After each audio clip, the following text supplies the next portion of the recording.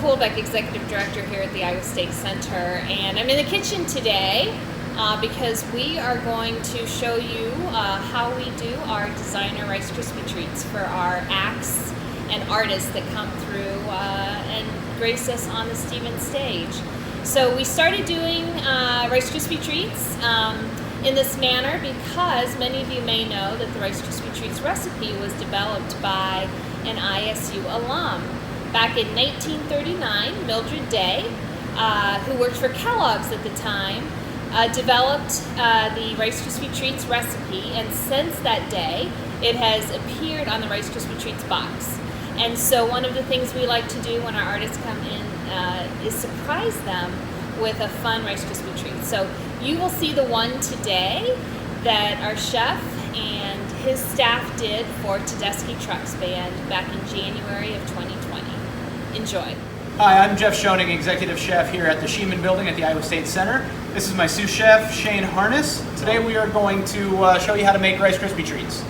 As mentioned by Tammy, we do a special Rice Krispie treat for every show that comes through.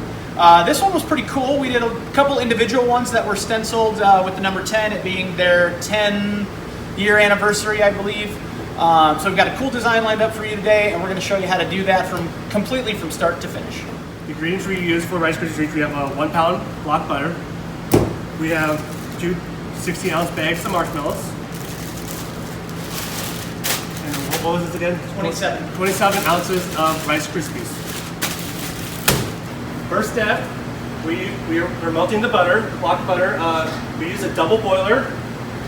It's pretty much self-explanatory. We have a boiling water down in there, and it just heats up the pan. As you can tell, it's already almost melted already.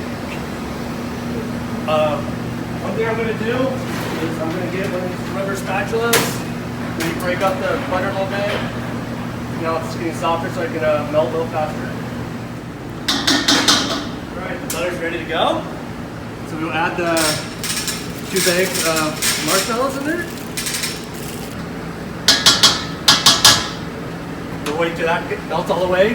No clumps, no nothing. And that usually takes estimate probably about 10 minutes or so. And then that will be all done, and then we'll go to the next step. But marshmallows is all ready, all melted. If you want to check for yourself, where you want that.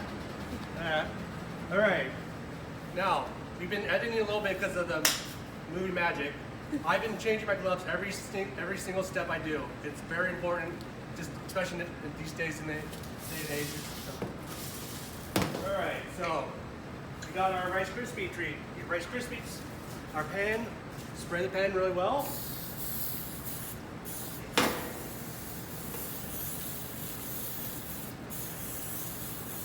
All right, and then I'll get when you mix the crispy with the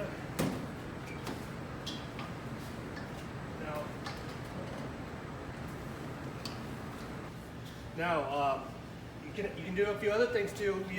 We do gourmet Rice Krispie treats. We'll add maybe some cherries in here, dried cherries. We can do some mini M&Ms, all that good stuff in there. Whatever you feel up to. If you're going to do like a chocolate M&Ms, you kind of want to fold it a little bit, kind of get it stirred up, because the heat will melt the chocolate chips or chocolate M&Ms and stuff like that. So you kind of want to do this first and then add slowly the M&Ms. But about where it wanted to be, then I dump in the pan. One trick I like to do, since I have clean gloves on, and you can kind of do this. With the marshmallows, it's kind of sticky a little bit. I kind of get a little bit of that on there. I'm just gonna flatten out like that while it's still warm. It works really well. Doesn't stick to your hands. All right, and then we let it. When you're done with this, we let it cool for about an hour to 2 hours. Or you can start cutting it. Okay. While we're waiting for those Rice Krispies to cool, we're going to go ahead and make some chocolate buttercream icing to frost those with.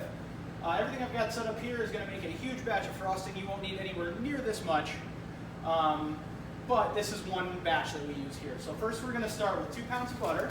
This has been sitting out for about 6 hours to soften up enough. We're going to put that in the mixer and we're going to beat that to soften it up.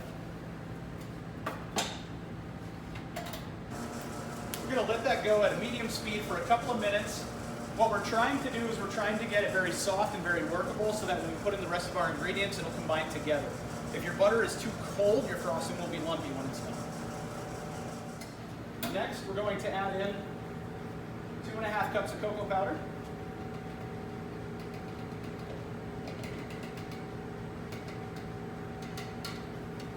We're going to add in about 3 pounds of powdered sugar.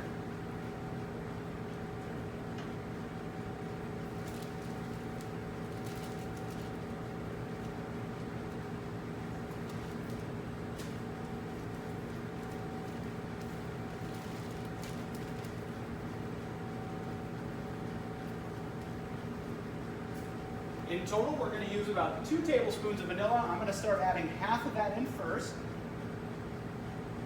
just to add a little bit of moisture. We're going to let the cocoa and the sugar mix in with the butter.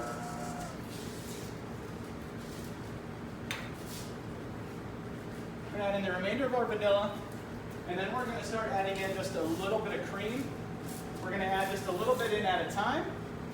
Too much cream will completely break your frosting, so we're going to go just a little bit at a time until we get the consistency we need. And we're going to turn that speed on high. Turning it on high is really going to let everything incorporate. It's going to give it a nice whip. It's going to make it nice and creamy. Okay, our frosting is done. We're going to put that in the cooler for right now until we get everything cut and ready to decorate.